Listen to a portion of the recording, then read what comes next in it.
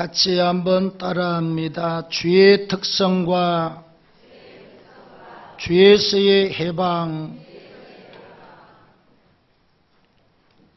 말콤 포보스라고 하는 사람이 말하기를 실패해서 깨닫고 실패해서 배운 것이 있다면 이 또한 성공일 것이다 하는 유명한 이야기를 남겼습니다.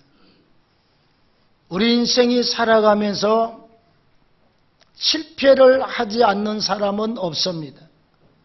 사람이 태어나서 이제 몇 살씩 지나가면 자아가 형성이 돼요. 그리고 인격이 갖추어지는 시간들이 지나가게 됩니다. 그래서 나이가 어려서부터 시작해서 사람은 나름대로 실패와 낭패를 경험하게 된다는 것입니다. 자, 예를 들면 어려서부터 친구와의 갈등과 아픔, 이건 인간관계거든요. 이 인간관계는 죽을 때까지 사람마다 고통을 받게 되어 있습니다. 많은 실패를 경험하게 되어 있습니다. 그 다음에 물질에 대해서 실패를 경험하게 되죠. 돈을 벌려다가 돈을 잃는 사람, 사업을 하다가 되레 어렵게 되는 경우들, 이 물질과의 관계에서 실패를 보는 경우들이 굉장히 많이 있습니다. 그 다음에 자기 자신과의 약속과 자기 자신과의 결단에서의 실패들. 예를 들면 많은 남자들이 나 담배 끊어, 그리고 사흘이면 또 담배를 입게 됩니다. 나 술 끊는다, 사흘이면 또 술집으로 가요. 자기와의 약속, 자기와의 결단, 또 주님에 대해서 약속하고 결단한 것들, 우리가 무너지는 것을 얼마나 많이 경험을 하고 살아왔습니까? 그 중에서 특별히 중요한 것 한 가지가 있어요. 우리가 죄에 대해서 실패하고 아파하는 것입니다. 누가 죄를 범하기를 좋아하는 사람이 있겠어요? 또 우리 특별히 신앙인들은 죄에 대해서 늘 생각들을 하고 있습니다. 죄가 무엇인가를 알고 우리가 죄가 범하면 하나님이 기뻐하지 않는다는 사실을 잘 알고 있습니다. 그 죄의 원문이 하말티아인데 이 하말티아의 원문의 뜻이 화살을 쏘면 화살이 관역을 맞추지 않고 관역을 벗어난다. 다시 말하면 하나님 말씀을 벗어나는 게 다 죄의 옳습니다. 성경에 하라고 하는 것을 하지 아니하면 죄고 하지 말라고 하는 것을 하면 죄가 된다는 것입니다. 성경이 죄냐 아니냐, 진리냐 비진리냐의 기준이 되는 줄로 믿습니다. 자, 오늘 본문의 말씀에 보면 다윗의 사건이 기록이 되고 있습니다. 오늘 다윗의 사건을 통해서 우리가 죄라고 하는 것이 무엇이냐, 어떤 특성과 기질을 가지고 있느냐, 그리고 죄에서 우리가 노임을 받고 죄에서 자유롭게 되고 오히려 죄 때문에 인생이 축복으로 바꾸어지는 역사가 어떻게 일어나는가를 같이 생각하는 시간 되기를 바랍니다. 자, 첫째는 죄라고 하는 것은 모든 사람에게 찾아온다는 것입니다. 우리가 생각하면 예를 들면 사회적으로 볼 때 우리가 서민층에서 죄가 많을 것이다. 아니요. 중산층이나 고위층에서 훨씬 더 죄가 더 많을 수가 있어요. 가난하고 어려운 사람에게서만 죄가 있을 것이다. 아니요. 잘 살고 잘 먹고 살고 지식이 많은 층에서도 훨씬 더 죄가 많을 수가 있습니다. 다윗이 어떤 사람입니까, 여러분? 어려서 양치던 목동이었습니다. 하나님이 사무엘을 통해서 그에게 왕으로 기름을 부었습니다. 하나님 편에서는 너는 왕이다라고 기름을 부었어요. 그리고 하나님께서 그 다윗을 그냥 왕으로 쓸 수는 없잖아요. 양치던 자를 왕에 올려놓으면 왕 노릇을 하겠어요? 그래서 사울이 한 15년 세월 동안 박해를 가하게 됩니다. 골리앗 장군 죽인 나라의 충신임에도 불구하고 계속 시기하고 질투해서 죽이려고 계속 쫓아다녀요.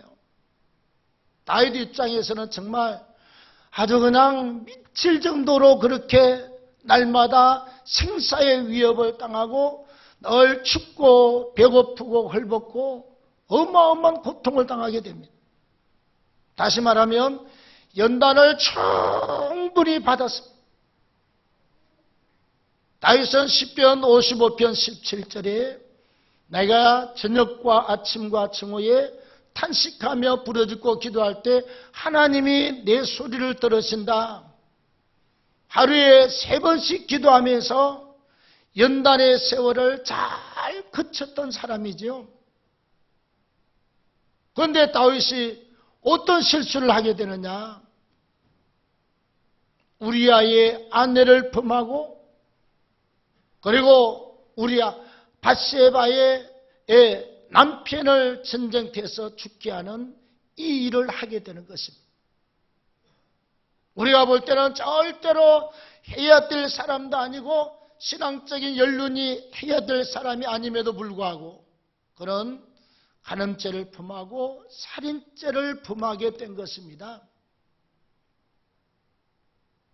그래서 죄라고 하는 것은 남녀노소 빈부귀천을 막론하고 다 죄의 유혹을 받게 되어 있고 또 사단이 우리에게 죄를 범할 수 있도록 어떤 상황이나 어떤 충동이나 어떤 생각을 갖다 주기도 하고 충분히 그럴 수가 있습니다. 그래서 우리가 이 죄에 대해서는 두 번째, 방심하면 반드시 죄가 틈을 타게 되어 있습니다. 자, 오늘 1절, 2절 말씀에 보면 다윗이 자기 군대 장관 요압과 많은 병사들을 지금으로 말하면 요르단으로 전쟁을 보냈습니다. 요르단을 쳐부수고 이기도록 점령하도록 요압과 군대를 다 보냈어요. 군사들은 가서 요르단 가서 막 전쟁을 하고 있는데 다윗이 오후에 할 일 없으니까 한숨 자고 일어나서 왕실 지붕 옥상을 거닐고 있습니다. 다윗성은 이렇게 평지가 아니라 아주 경사진 곳입니다. 거의 45도 경사진 곳이 다윗성이 있는 곳입니다. 전쟁 때문에 산 중턱에다가 다윗성을 지었어요. 그래서 지붕 위에 올라가면 다윗성 저 밑에 집들이 지붕들이 보이고 때로 마당이 보이고 다 보이게 되어 있습니다. 지붕 위에 올라가서 봤더니 웬 여자가 목욕을 하고 있어요. 해가 질 쯤에. 그래서 다윗이 감동을 받아버렸습니다. 부하를 시켜서 저 여자가 누군지 알아봐라. 충성된 장군입니다. 우리아 장군의 아내 옳습니다. 왜? 왕실과 바로 가까이 있는 사람은 절대로 쫄병 군사가 거기에 못 살아요. 왕실 옆에는 왕을 보호하는 장군들이 자리 잡고 있죠. 다윗의 눈에 이렇게 마당이 보이고 모욕하는 여자의 몸이 보일 정도 같으면 가까운 곳에 있는 사람이에요. 그래서 그를 데려오라고 해서 그날 저녁에 동침을 하게 됩니다. 뭐 하다가? 방심이죠, 여러분. 잠을 자다가 일어나서 왕실 옥상을 거닐고 있을 때 그냥 아무 생각 없어요. 자고 나서 그냥 육신이 보는 대로 딱 보니까 성경에 굉장히 아름답다고 기록을 하고 있습니다. 자, 성경을 우리 같이 한번 보도록 하겠습니다. 2절 시작. 저녁 때 다윗이 그의 침상에서 일어나 왕궁 옥상에서 거닐다가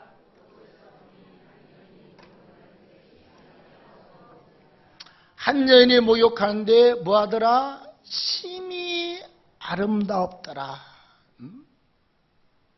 이게 육신이 보는 관점, 육신이 보는 관점에 너무 심히 아름답더라.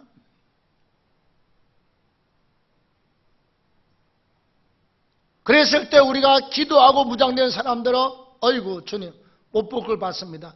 회개합니다. 이렇게 지나가야 맞는 거거든. 쳐다보다 아이고 잘못 봤네. 주여 죄송합니다. 그리고 혼자서 이러고 이렇게 해야 돼요. 그런데 그걸 보고 너무 아름답고 심히 아름답더라. 마음이 그냥 확 뺏겨버렸어요. 그래서 결국은 그날 밤에 동침을 하고 아기가 생기는 일까지 발생을 하게 된 것입니다. 신앙적으로 방심한 그 사이에 사단이 취약으로 틈을 타게 된 것입니다. 방심. 우리가 여러분 생각을 놓쳐버리고 방심하고 있으면 생각을 통해서 수많은 취약들이 타고 들어와요. 별개 타 들어옵니다. 남녀노소 빈부 귀천 직분을 초월해서 모든 사람이 영적으로 방어를 하고 있지 아니하면, 경계를 하고 있지 아니하고 방심하고 있으면 어마어마한 죄들이 타고 들어오게 되어 있습니다. 다음에 이 감정의 방어선을 우리가 치고 있지 아니하면 순식간에 무너져요. 우리의 감정 속에 5만 가지 죄악들이 다 타고 들어오게 되어 있습니다. 하루 종일 미움의 감정, 시기 질투의 감정, 그 분노의 감정들 하루 종일 속에서 막 펄펄펄펄 끓고 있어요. 이건 사단이 우리에게 들어와서 춤을 추고 있는 것입니다. 하루 종일 범죄하게 하고 하루 종일 하나님 앞에서 불의한 감정을 가지고 살게 해요. 사단이 하는 일이죠. 다음에 행동입니다. 우리가 행동에 대해서 절제를 하지 아니하면 우리는 5만 가지 죄악을 접하게 되는 것입니다. 그래서 생각을 잘 방어하시고 우리의 감정을 잘 방어하시고 우리의 발걸음과 우리의 행위를, 오지를 잘 지키고 방어해야 될 줄로 믿습니다. 굉장히 중요합니다. 또 그 다음에 죄라고 하는 것은 어떤 특징을 가지고 있느냐? 한 가지 죄를 범하면 나중에 두 가지, 세 가지 점점 늘어나요. 또 한 사람이 죄를 범하면 그 주변에 가까운데 점점 전염이 되는 것입니다.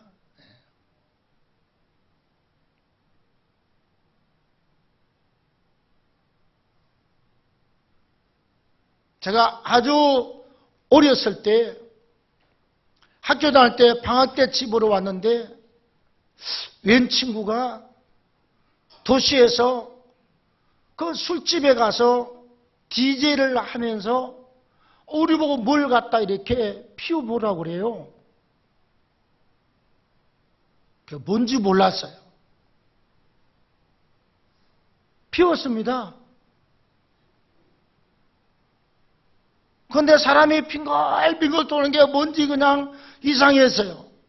그리고 자전거를 타고 늘 집으로 오는 길을 갖다 열심히 넓은 아스팔트 길을 오는데 나중에 꽝 했는데 자빠지고 나서 보니까 내가 탄 자전거가 큰 부둣나무를 갖다 그냥 들이받고 자전거하고 나가 떨어졌습니다. 그 친구가 이상한 담배를 구해와서 우리한테 권한 것입니다. 나중에 알고 보니까 대마초라고 그러더라고. 나 이래봐도 대마초를 한 목사. 고등학교 때. 한 사람이 대마초를 접하고 나서 거기 있는 친구들이 매 사람이 종에다 말아서 그걸 다 피웠거든요. 좋다 그러더라고. 우리는 그때는 대마가 있는지 없는지도 모를 때인데 그 친구 때문에 죽을 뻔했어요. 죽을 뻔했어요. 또 우리가 그뿐입니까, 여러분? 한 사람이 어떤 죄를 범하면 법정에 불려가거나 정인을 채택을 하면 안 한다고 그래. 모른다고 그래. 모른다고. 내가 죄를 범했어요. 그런데 거짓말을 하기 위해서 또 다른 거짓말을 계속 거짓말을 만들어 붙여야 됩니다. 죄의 특성은 한 가지 죄를 범하면 그 죄를 덮기 위해서 여러 가지 또 다른 죄를 범하게 되고, 내가 죄를 범하면 그 죄가 확산되고 전염되고 이게 점점 커지는 특성을 가지고 있습니다. 그러면 우리가 어떻게 하면 이 죄의 문제를 해결할 수 있느냐? 여러분, 죄가 들어오면 우선 우리의 마음이 아파요. 신앙인들은 막 기도하면 엄청난 고통이 찾아옵니다. 하나님이 기도를 안 받아요. 뭐 할 때까지는? 회개할 때까지. 그래서 우리가 모든 사람이 죄를 범하는데 그 죄를 이기는 방법은, 없애는 방법은 회개입니다, 여러분. 자, 사도행전 2장 31절에 보시면 초대교회 당시에 베드로가 막 설교해요. 너희가 죽인 예수가 하나님의 아들이고 우리의 구원자다. 막 사람들의 가슴에 찔려서 우리가 어찌할꼬 회개할 때 베드로가 이렇게 말하고 있습니다. 너희가 각각 회개하고 예수를 구주로 믿고 세례 받으면 성령을 선물로 받으리라. 아멘. 회개하라. 하나님 앞에 이거 잘못했습니다. 하나님 용서하십시오. 잘못했습니다. 주의 십자가의 보혈로 용서하십시오. 회개하고 용서받는 것입니다. 그 다음에 예수를 구주로 영접하고 그 다음에 뭐한다? 세례 받으면 성령을 선물로 받게 된다. 여러분, 왜 우리가 회개 안 하고 죄를 그냥 두고 있으면 안 되느냐 그러면, 다윗이 밧세바를 범하고 임신되자 그 남편을 전쟁터에서 죽도록 왕이 친필로 써서 요압 장군한테 보냅니다. 우리아를 전쟁터에 제일 격심한 전쟁터에 제일 앞에 세우라. 화살에 맞아 죽든지 칼에 맞아 죽든지 돌에 맞아 죽도록. 결국 우리아 장군이 죽습니다, 여러분. 그래서 간음죄와 살인죄를 범하게 돼요. 그리고 나서 나중에 밧세바 몸에서 태어난 아기가 죽습니다. 다윗이 막 엎드려서 금식을 해도 하나님이 그 생명을 불러가 버렸어요. 나중에 그의 아들 장남 압살롬이 반역해서 다윗이 막 맨발로 머리 풀고 눈물로 도망가는 상황이 나타나게 돼요. 죄 때문에 엄청난 아픔을 많이 겪습니다. 인생이 살아가면서 죄를 범하지 않고 살 수 있는 사람은 아무도 없어요. 우리가 사는 길은 죄가 들어오면 바로 회개하는 것입니다. 바로 회개하고 또 회개하고 또 회개하고 또 회개하고 철저히 회개하면 하나님이 하시는 일은 예수 그리스도의 십자가의 피공로로 말미암아 우리의 모든 죄를 용서하시는 줄로 믿습니다. 우리의 진흙 같은 죄가, 진흙같이 붉은 죄가 흰눈처럼 되고, 다음에 동이 새에서 먼 것처럼 우리의 죄를 멀리 옮기시고 도말하셨다. 흔적까지도 싹 지워버리고 아무것도 하나님이 기억하지 않겠다는 것입니다. 회개하면 살 줄로 믿습니다. 회개하면 용서함을 받을 줄로 믿습니다. 회개할 때 성령을 선물로 받게 되는 줄로 믿습니다.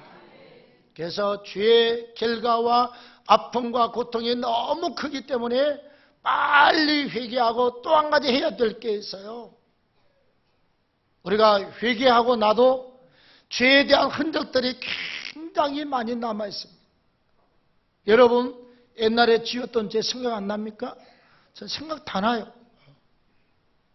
그런데 처음에는 회개하고 나도 그냥 용서받은 줄은 알지만 마음의 고통이 컸어요. 근데 지금은 완전 자유합니다. 왜?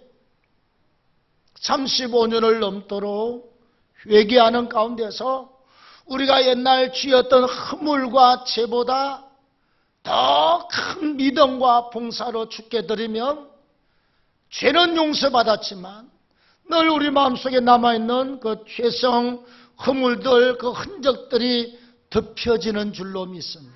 다 덮여져요. 우리가 큰 죄를 범하고 나면 인생길에 큰 웅덩이 같은 큰 그림자가 남아 홀이 생겨요.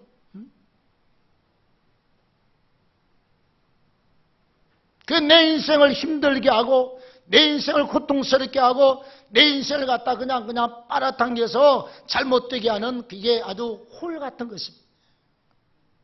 뭘로 메꾸느냐? 믿음으로 메꾸시기를 바랍니다. 더 많은 봉사와 더 많은 헌신과 선행을 통해서 이 모든 흔적들이 다 메꾸어지는 은혜가 있기를 바랍니다. 그리하면 우리가 지었던 죄보다 또 그 죄의 흔적을 다 메꾸고 통과하고 나면 우리 인생이 회복되는 역사가 있을 줄로 믿습니다. 그리고 이 죄 때문에 사람이 연단을 받고 또 정결하게 되어서 하나님의 축복의 사람으로 멋있게 서게 될 줄로 믿습니다. 우리가 죄를 범한 것도 하나님 앞에 죄송하지만 그 죄를 범한 것에 대해서 맨날 아파만 하고 눌려서 살면 아무것도 안 돼요. 철저하게 회개하고 그 죄가 다 용서받고 죄의 흔적이 덮이고 우리의 삶이 놀라운 축복의 삶으로 바꾸어지는 역사가 있기를 축원합니다.